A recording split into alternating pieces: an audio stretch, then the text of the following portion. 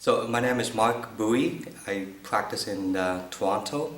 I have heard of Poney from the research that I was doing just by Googling, and I had at least one other colleagues that have heard of him and had recommended taking his courses. I really like the fact that it's grounded in evidence base. That was something that I felt was missing from my practice, and the fact that some of these evidences he's actually currently gathering. So it certainly felt like there's a first author kind of aspect to his teaching.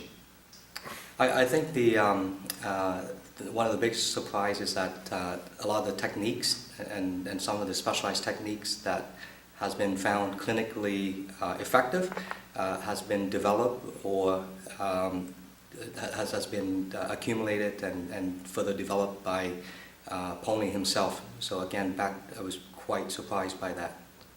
I think I'm going to take a more evidence-based approach.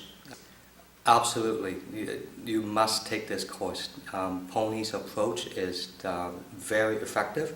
The evidence is strong, and the way he teaches it, I think it's easy to pick up.